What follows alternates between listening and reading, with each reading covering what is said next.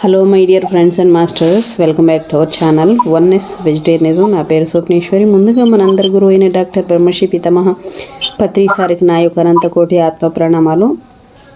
సత్యలోకవాసులకి, దివ్యలోకవాసులకి, మహాకరణ లోకవాసులకి, నక్షత్ర లోకవాసులకి, ఏంజల్స్కి, మహోత్తర్ బాబాజీకి, బుద్ధ భగవానుడికి, రామత మాస్టర్కి అందరికీ నా యొక్క అనంతకోటి ఆత్మ ప్రణామాలు.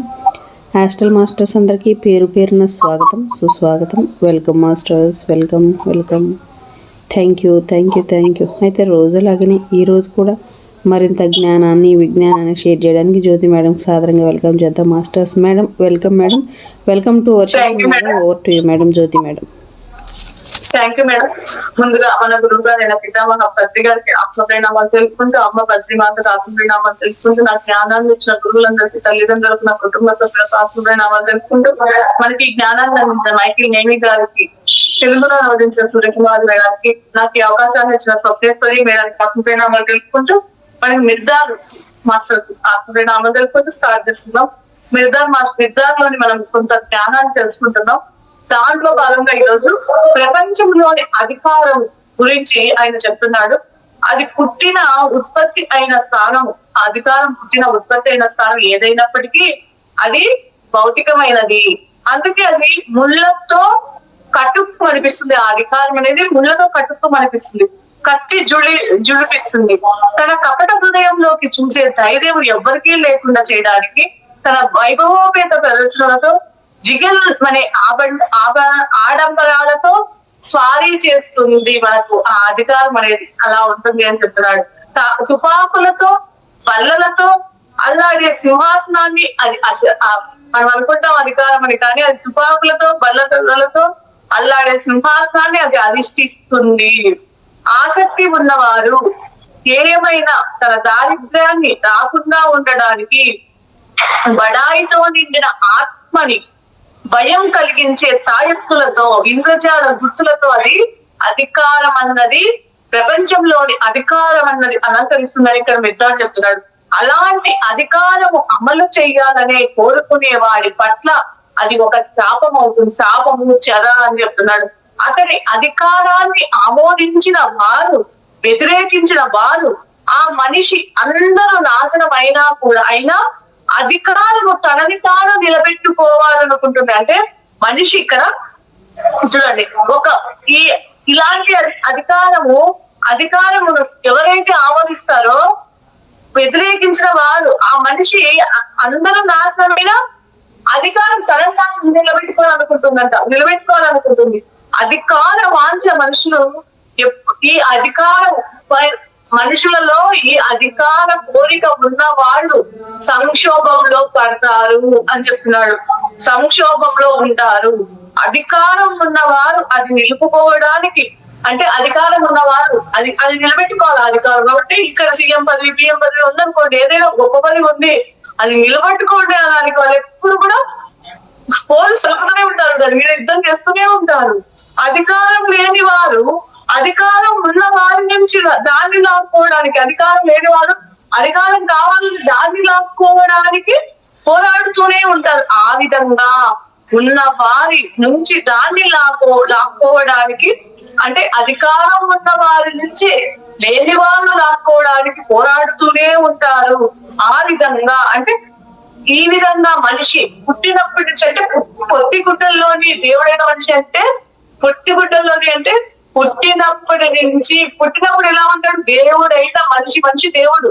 అలాంటి మనిషి కాళ్ళతో, గిట్టలతో తొక్కబడి రణరంగంలో ఎవరి దృష్టిలోనూ పడకుండా, ఎవరి ఆదరణ పొందకుండా, ప్రేమించబడకుండా ఒంటరిగా వదిలివేయబడతాడు అని చెప్తున్నాడు. అంటే ఇలాంటి దేవుడైన మనిషి ఈ కాళ్ళతో, గిట్టలతో తొక్కబడి అని చెప్తున్నాడు. రణరంగంలో ఎవరి దృష్టిలో పడకుండా, ఎవరి ఆదరణను పొందకుండా, ప్రేమించబడకుండా ఒంటరిగా వదిలివేయబడతాడు అని చెప్తున్నాడు.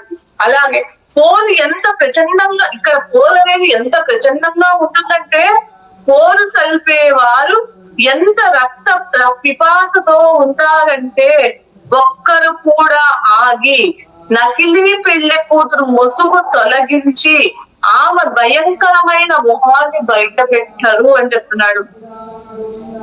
ఏ అధికారమైన కనురెప్ప వెంట్రుక కదలిక అంత మాత్రమైనా విలువ చేయదు. ఎంత చూడండి ఇక్కడ మెడ్రా మాస్టర్ ఏం చెప్తున్నాడు, నువ్వు ఎంత అధికారంలో ఉన్నా ఏ అధికారమైనా కనురెప్ప వెంట్రుక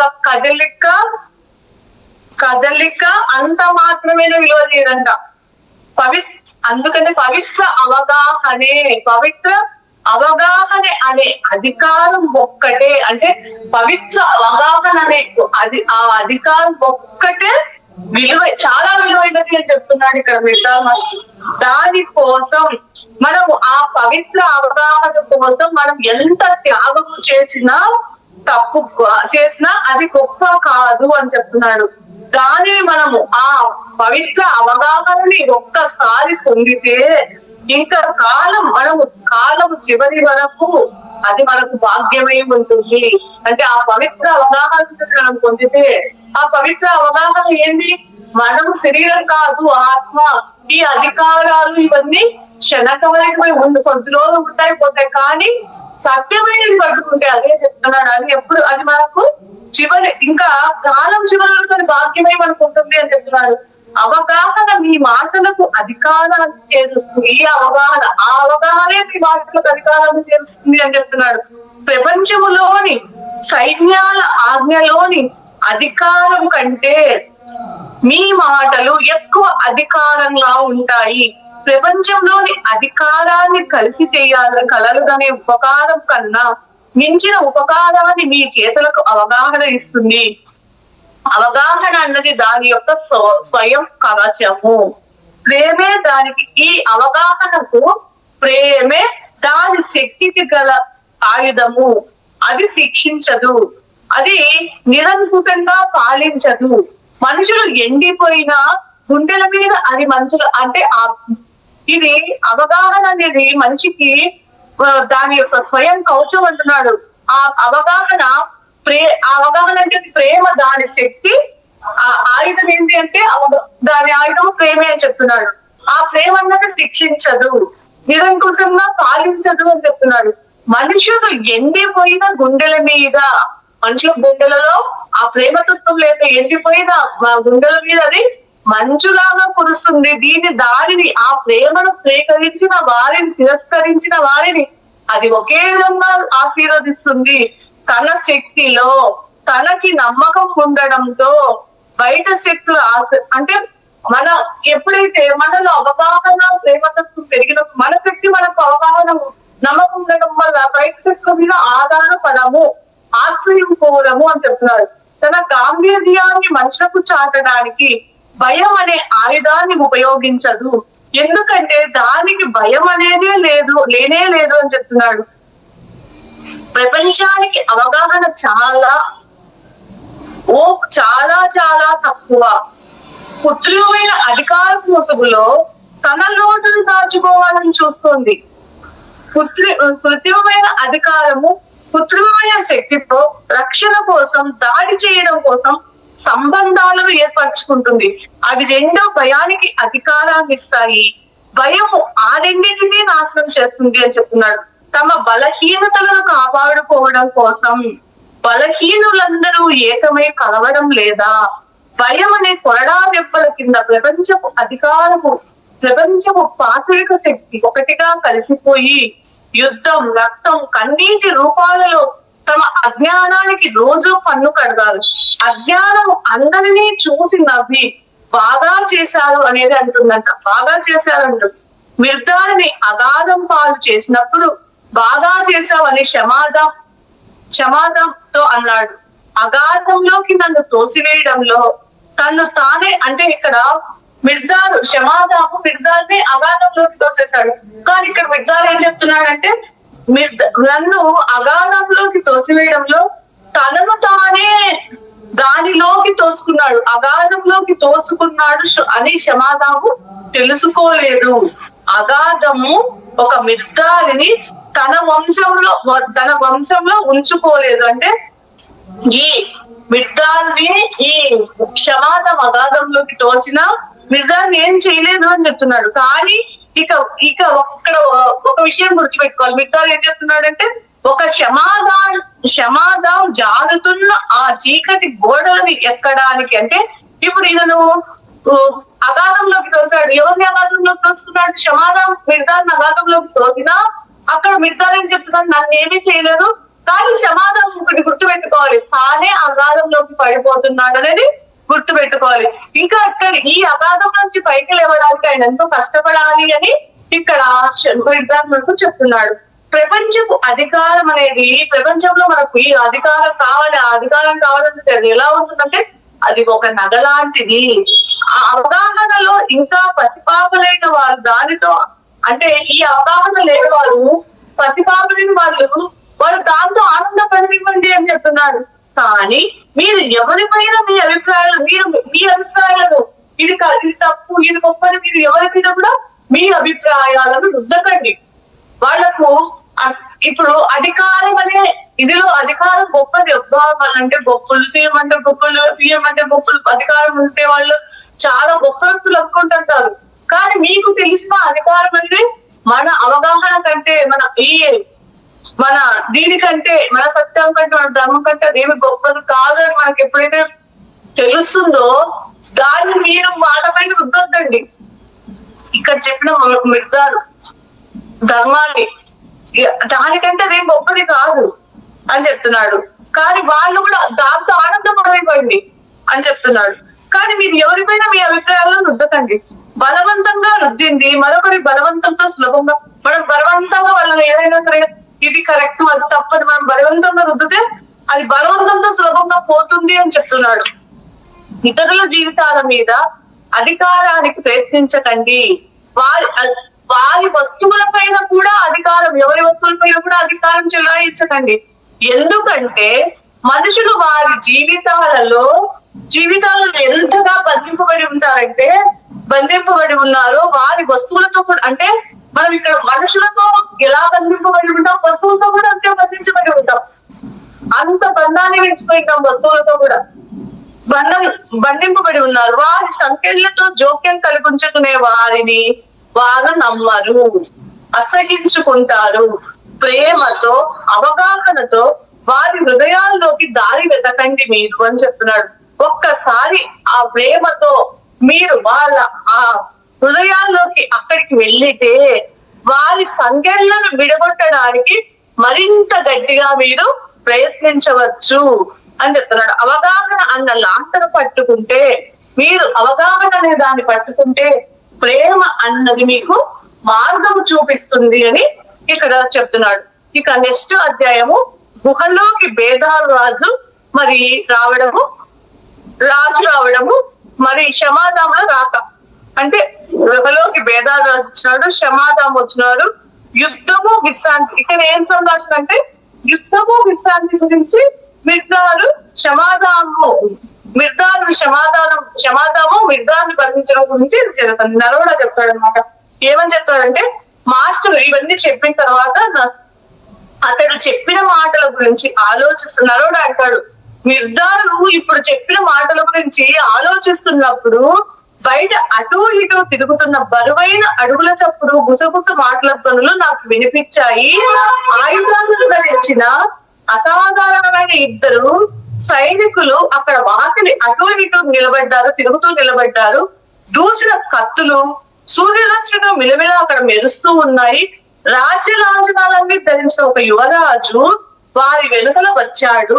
అతడి వెనుక పిడికిగా నడుస్తూ శ్యామాదాం, అతడి వెనుక మరొక ఇద్దరు సైనికులు ప్రవేశించారు అని నరవడ చెప్తాడు. మంచు పర్వతాలలో చాలా బలం అక్కడ ఎవరు ఆ రాజు అంటే మంచు పర్వతాలలో చాలా, అంటే అక్కడ ఆ మంచు పర్వతాలలో చాలా బలవంతుడిగా ప్రసిద్ధి చెందిన పేరు మోసిన పాలకుడట ఆ రాజు. ద్వారం దగ్గర ఒక క్షణం నిలబడి లోపల ఉన్న చిన్న బృందాన్ని వారి ముఖాలను పరీక్షించారు. ఆ రాజు ద్వారం దగ్గర ఒక క్షణం నిలబడి లోపల అక్కడ ఉన్న బృందాలను వారి ముఖాలను పరీక్షగా చూశాడంట. విశాలమైన కాంతివంతమైన అతడి కళ్ళను మాస్టర్ పై నిలిపి తల వంచి ఆ రాజు మాస్టర్ పై, మన మిర్దాన్ పై విశాలమైన కళ్ళను కాంతివంతమైన అతడి కళ్ళను విశాలమైన అతడి కళ్ళను మాస్టర్ పై నిలిపి తల వంచి ఇలా చెప్తాడు. ఏమని అంటే రాజు చెప్తాడంట, మిర్దార్ నీ కీర్తి ఇక్కడ నువ్వు చెప్పే సంభాషణ, నువ్వు చెప్పే స్పీచెస్ ఇవన్నీ నీ కీర్తి అంతే ఇక్కడ పర్వతాలలో పయనించి దూరంలో ఉన్న మా రాజధాని వరకు చేరుకుంది. నువ్వు చెప్పే మాటలు, నువ్వు చెప్పే బోధనలు ఇక్కడంతా ఈ పర్వతాల నుంచి మా రాజధాని వరకు చేరుకుంది. అందుకే నీ పట్ల మాకు గౌరవం ఏర్పడింది. ఈ గౌరవం చూపించుకోవడానికి ఇక్కడికి వచ్చాను అని ఆ రాజు మిర్దార్తో చెప్తాడనమాట. చెప్తే అప్పుడు మిర్దార్ చెప్తాడు, ఏమని చెప్తాడంటే దానికి మిర్దార్, కీర్తి అన్నది బయట ఉన్న అగ్ని లాంటిది, అది రథాన్ని స్వాధీనం చేస్తుంది. ఇంటి దగ్గర కర్ర ఊతంతో కుంటుకుంటూ నడుస్తుంది కీర్తి అన్నది. అందుకు సాక్ష్యం ఈ సీనియర్ అని చెప్తాడు. అందుకు సాక్ష్యము ఈ సీనియర్ అని చెప్తాడు. కీర్తి చంచలమైనది ఓ రాజా, దానిని నమ్మకు అని నువ్వు చెప్తాడు. కీర్తి అనేది చంచలమైనది, ఈ రోజు నన్ను పొగుడుతారు, రేపు నిన్ను పొగుడుతారు, దీన్ని నమ్మద్దు రాజా అని చెప్తాడు అనమాట. అంటే రాజు చెప్తాడు దానికి, కీర్తి యొక్క చపలచిత్తత అత్యంత మధురంగా ఉంటుంది.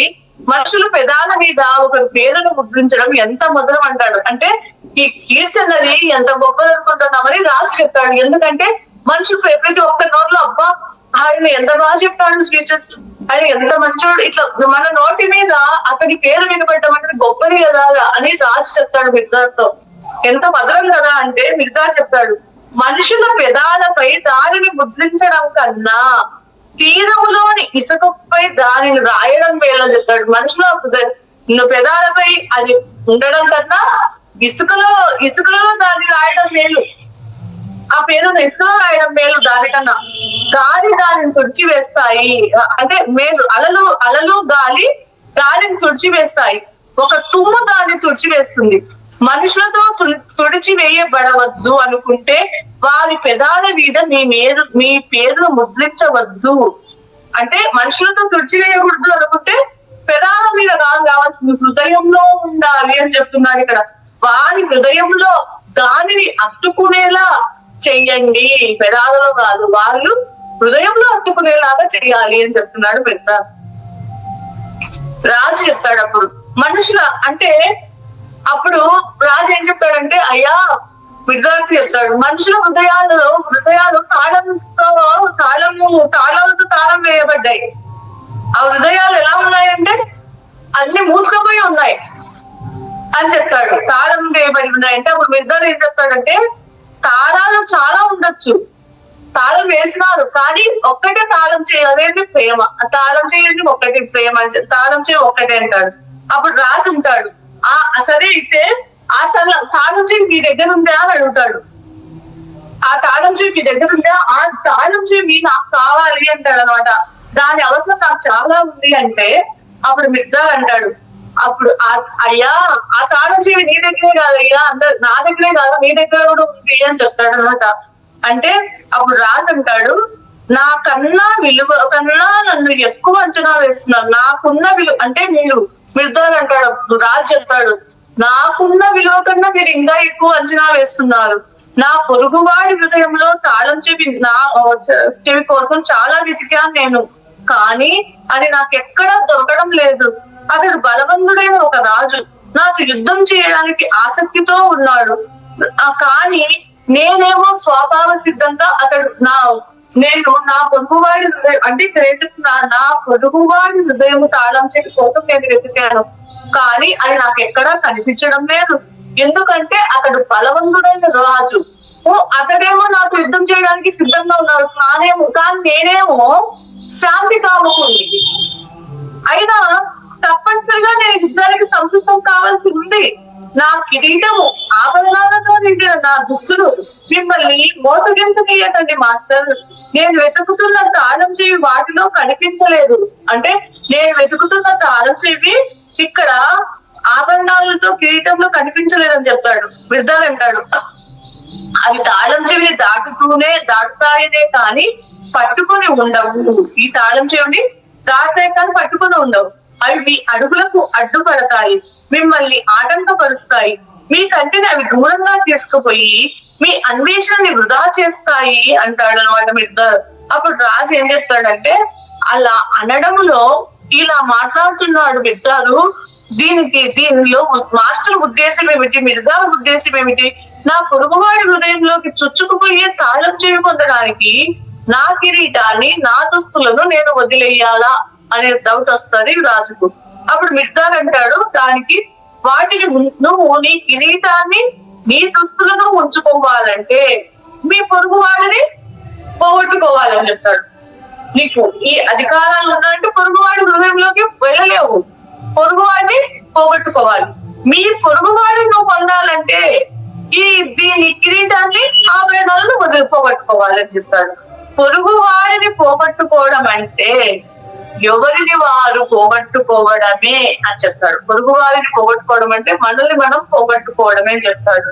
రాజు అప్పుడు అంటాడు, అంత ఎక్కువ మూల్యం చెల్లించి నా పొరుగు వారి స్నేహం అంటే నా అధికారాన్ని పరంగా పెట్టి వాడి స్నేహం నేను కొనలేను అంటాడు. అప్పుడు రాజు మిర్దార్ అంటాడు, అల్పమైన ఆ ధరకి మిమ్మల్ని మీరు అంటే ఈయనకేమో ఆయన కిరీటము ఆయన అధికారం అనేది అల్పంగా కనిపిస్తుంది మిర్దార్కు, కానీ రాజుకేమో అది విలువైతే కల్పిస్తాడు. ఈయన ఏమంటాడు, నేను పొరుగువాడి స్నేహం కోసం నా అధికారం ఏమని నేనెందుకు పనుగా పెట్టాలో నా విలువైన అంటాడు. మిర్దార్ ఏం చెప్తాడంటే, ఇంత ఇవి అల్పమైనవి అధికారం ఇవన్నీ, ఆఖరికి మిమ్మల్ని కూడా కొనుక్కోలేదా అని చెప్తాడు. అంటే నువ్వు పొరుగువాడి స్నేహం కావాలంటే పోగొట్టుకోవాలి, ఇవి పోగొట్టుకోవాలి. అధికారం వాంచి నువ్వు పోగొట్టుకుంటే దాన్ని అల్పమైనవి అవి నువ్వు తీసి పక్కన పెట్టుకుంటే నిన్ను నువ్వు కొనుక్కోలేవా అని చెప్తాడు అనమాట. అప్పుడు రాజుకు అర్థం నాకేమని అడుగుతుంటే, నన్ను నేను కొనుక్కోవడమా, ప్రతిఫలం చెల్లించడానికి నేనేం ఒక ఖైదీనే కాదే కాదు, అంతేకాకుండా మంచి వేతనాలు పొంది యుద్ధ ఆయుధాలతో సంసిద్ధంగా ఉన్న సైన్యం ఉంది నాకు, నన్ను కాపాడడానికి నా పొరుగువాడికి అంతకన్నా మంచి సైన్యం లేదు అని చెప్తాడు. మిర్దార్ అంటాడు అప్పుడు, ఒక మనిషికి లేదా ఒక వస్తువుకి ఖైదీగా ఉండడం అనేది భరించలేని భయంకరమైన నిర్బంధం. అంటే ఒక మనిషికి ఒక వస్తువుకి మనము ఖైదీగా ఉండడమే అదే పెద్ద భయంకరమైన నిర్బంధం అని చెప్తాడు. సైన్యానికి కొన్ని వస్తువులకు ఖైదీగా ఉండడం అంటే విరామం లేని బహిష్కరణ, ఒక దానిపై ఆధారపడి ఉండడం అంటే అది నిర్బంధంలో ఉండడం. కాబట్టి ఆ ఒక్క దేవుడి పైన మనం దేని మీద నిర్బంధంలో ఉండరాదు, ఒక దేవుడి పైన నిర్బంధంలో ఉండాలి అని చెప్తాడు మిర్దార్. దేవుడికి ఖైదీగా ఉండడం అంటే దేవుడికి మనం ఖైదీగా ఉండడం అంటే నిజంగా స్వేచ్ఛగా ఉండడమే అని చెప్తాడు మిర్దార్. అప్పుడు రాజు అంటాడు, నన్ను నా సింహాసనాన్ని నా ప్రజలని రక్షణ లేకుండా వదలనా అని అడుగుతాడు. అప్పుడు మిర్దార్ చెప్తాడు, రక్షణ లేకుండా మిమ్మల్ని మీరు వదులుకోకూడదు రాజు అంటాడు, అందుకే నేను సైన్యాన్ని పోషిస్తున్నాను అంటాడు. అప్పుడు మిర్దార్ చెప్తాడు, అందుకే మీ సైన్యాన్ని బర్తరఫ్ చెయ్యండి అంటాడు. అప్పుడు రాజు ఏమంటాడంటే, నా పొరుగు రాజు నా రాజ్యంపై ముప్పెదలా పడతాడు అని చెప్తాడు. మిర్దార్ అంటాడు, మీ రాజ్యాన్ని అతను ధ్వంసం చేయవచ్చు, కానీ మిమ్మల్ని ఎవరూ మృంగలేరు. 2 చెరసాలను ఏకమైన స్వేచ్ఛ కోసం ఒక చిన్న నిప్పుగోటిగా చెయ్యలేవు. మీ జైలు నుంచి ఎవరైనా మిమ్మల్ని బయటికి పంపిస్తే సంతోషించండి, మీ జైల్లో ఉండడానికి వస్తే అతన్ని చూసి మీరు అసూయపడవద్దు అని చెప్తాడు. రాజు అంటాడు, ధైర్యానికి పేరు పొందిన ఒక జాతి వంశోత్తరుడు నేను ఇతరుల మీద మేము ఎప్పుడు కూడా యుద్ధం అన్నది ప్రకటించము, కానీ మాపై ఎవరైనా యుద్ధానికి దిగితే తప్పుకొని వెళ్ళాం. అంటే మాపై నేను ఎవరి మీద యుద్ధానికి పోను, నా మీద ఎవరైనా యుద్ధానికి వచ్చినప్పుడు తప్పించుకొని పోను, యుద్ధం చేస్తానని చెప్తాడు. శత్రువుల శవాలపై జెండాలను ఎగరవేసి కానీ యుద్ధరంగానికి వదిలి వెళ్ళనప్పుడు అని చెప్తాడు. పొరుగు వాడిని అతడి మానానికి వదిలేయమన్న మీ సలహా అనాలోచితం. పొరుగువాడికి అంటే మీరు చెప్పే విద్యార్థి పొరుగువాడిని వాడి మానన వాడిని వదిలేయమని అంటున్నారు, అది కరెక్ట్ కాదని చెప్తాడు రాజు. మిర్దార్ అంటాడు అప్పుడు, అవును నేను శాంతినే కోరుకుంటానని మీరు అనలేదా అంటాడు. అప్పుడు రాజు అంటాడు, అవును నేను శాంతిని మీరు అన్నారు కదా నేను శాంతిని కోరుకుంటా అని. అంటే అప్పుడు అంటాడు రాజు, అవును నేను శాంతినే కోరుకుంటానన్నాను. అయితే అయితే నువ్వు శాంతిని కోరుకునేటప్పుడు యుద్ధం చేయవద్దు అంటాడు మిర్దార్. రాజు అంటాడు అప్పుడు, ఒక్కడు నాపై పోలీసు నేనేమో యుద్ధం రాజు ఏం చెప్తాడంటే, నేనే ఎవరి మీద యుద్ధానికి మన వాళ్ళు నా మీద యుద్ధానికి వస్తే అని చెప్తున్నాడు.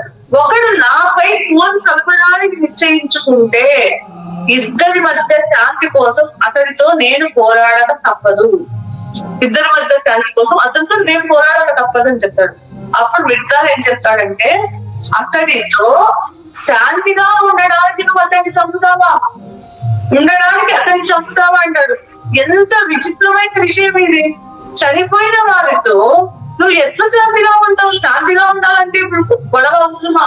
నువ్వు ఎంత విచిత్రమైన విషయం. చనిపోయిన వారితో శాంతియుతంగా ఉండడంలో ఏ గొప్పతనం ఉంది అంటాడు. బతికి ఉన్న వారితో నువ్వు చనిపోయిన వారితో ఏం శాంతిగా ఉంటావు? బతికున్న వారితో శాంతియుతంగా ఉండడమే ఒక గొప్ప గుణం. అంటే ప్రతి ఒక్క మనిషితో శాంతిగా ఉండగలగాలి. శాంతిగా ఉండడం కోసం ఆందోళన చంపడం అనేది చాలా దుర్భరం. బతికున్న వాళ్ళతో శాంతియుతంగా ఉండడం అనేది గొప్ప గుణం, సుగుణం అని చెప్తాడు అనమాట. ఒకవేళ ఎవరైనా బతికి ఉన్న వారిలో కానీ ఏదేని వస్తువులతో కానీ తప్పనిసరిగా యుద్ధం చేయవలసి వస్తే ఎవరి అభిమతాలు అప్పుడప్పుడు మీ అభిరుచులకు మీ అభిమతాలకు విరుద్ధంగా ఉంటాయో అలాంటప్పుడు ఇలాంటి వాటినన్నిటినీ, అంటే ఇప్పుడు మనం ఎవరితోనైనా యుద్ధానికి చేయవలసి వస్తే అంటే దేని సిద్ధం చేస్తాం? మన అభిరుచులు వాళ్ళ అభిరుచులు, మన అభిమతాలు మన అభిమతాలు వేరున్నాయి, వాళ్ళ అభిమతాలు వేరున్నాయి. అప్పుడు మనము గొడవలు వస్తాయి. కానీ అటువంటిప్పుడు మీరు వాళ్ళతో యుద్ధం చేయదు, దేవుడితో యుద్ధం చేయమని చెప్తున్నాడు. ఎలా? దేవుడితో యుద్ధం చేయండి, మీ పూర్ణ విశ్వాసంతో యుద్ధం చేయండి. ఎందుకంటే అందులోని మీ మనసును కలవరపరిచేవి, మీ హృదయానికి ఇబ్బంది కలగచేసేవి, మీకు ఇష్టం ఉన్నా లేకుండా బలవంతంగా మీ జీవితంలో ప్రవేశించేవి లెక్కకు మించి మీలో ఉన్నాయి అని చెప్తున్నాడు. లెక్కకు మించి ఉన్నాయి అని చెప్తున్నాడు. అప్పుడు రాజు చెప్తాడు, నేను శాంతియుతంగా ఉన్నా నాతో పొరుగువాడు కోరుకు దిగుతే నేనేం చెయ్యాలి అని అడుగుతాడు. నేనేమో శాంతియుతంగా ఉంటా, ఆయన పక్కన వాళ్ళు వచ్చి గొడవ పెట్టుకున్నప్పుడు నేనేం చేయాలి అంటే అప్పుడు మిర్దార్ చెప్తాడు, పోరాడండి అని చెప్తాడు. అప్పుడు రాజు అంటాడు, ఇది కరెక్ట్ అయిన సలహా అని చెప్తాడు అనమాట. సరే మిర్దార్ అంటాడు, పోరాడండి. కానీ ఎవరితో చెప్తున్నాడు? పొరుగు వాడితో కాదు పోరాడాలి. పొరుగు వాడితో పోరాడాలి అంటే ఇక్కడ మనం మామూలుగా ఉన్నాం, కానీ మనతో వేరే వాళ్ళు గొడవ పడతారు. అప్పుడు నేను ఎలా శాంతిగా ఉండాలి అంటే అప్పుడు ఇక్కడ ఏం చెప్తున్నాడు మిర్దార్? అయినా పోరాడండి. అప్పుడు చెప్తున్నాడు, పోరాడండి అంటే వాడితో పొరుగు వాడితో పోరాడటం కాదు, పొరుగు వాడికి కాదు, పొరుగు వాడితో పోరాడడానికి ఏ కారణాలు ఉన్నాయి? నా మీదకి ఎందుకు యుద్ధానికి వచ్చినావు? దానికి కారణాలు ఎందుకు పోరాడండి. ఇప్పుడు వీళ్ళు నా మీద యుద్ధానికి వచ్చినారంటే వాడితో పోరాడద్దు, దానికి ఏం కారణం ఉంది? కారణం వెతకండి, కారణం ఎక్కడుందో అది చూసుకోండి, దాంతో పోరాడండి, ఆ కారణంతో పోరాడండి, ఆ కారణంతో యుద్ధం చేయండి. ఎందుకు ఇతను నా మీద యుద్ధం వచ్చినాడంటే ఎక్కడో ఉంది కారణం, ఆ కారణంతో పోరాడండి, దాంతో యుద్ధం చేయండి అని చెప్తున్నాడు. మాండవ్య మహాముడి అట్లనే చేస్తాడు. మాండవ్య మహాముడి ధ్యానం బాగా అద్భుతంగా చేస్తుంటాడు. చేసినప్పుడు ఒకసారి ఏమవుతుందంటే అతను ఒక బండిపోట్లు వచ్చి ఆయన మాట వదిలితే ఆయన పెద్దముకు తగులుతుంది అనమాట. తగినప్పుడు ఆయన అప్పుడు ఆ దొంగతో పోరాడలే, పైకి వెళ్ళి నేను నాకు ఈ శిక్ష ఇచ్చినామని ఎవరితో రాస్తాడు, నేను చేసిన చిట్టా చూపించు, అక్కడ ఎక్కడుంది, దాంతో పోరాడతాడు. అక్కడ అప్పుడు ఆయన చిట్టా చూపించి చిన్నతనంలో ఈయన చేసిస్తాడు అనమాట. ఒక సీతాకోక చిలుకల్లో ఏదో ఇది చేసిస్తాడు, ఆ తత్వం అనేది ఇక్కడ ఉండదు అనమాట. అందుకు ఇది వచ్చింది. అప్పుడు చెప్తాడు, చిన్నప్పుడు చేసిన పనికి శిక్ష ఉంటుంది కదా అని అక్కడ పోరాడాల, ఈ దొంగతో కాదు అని ఇది చెప్తున్నాడు అనమాట అక్కడ.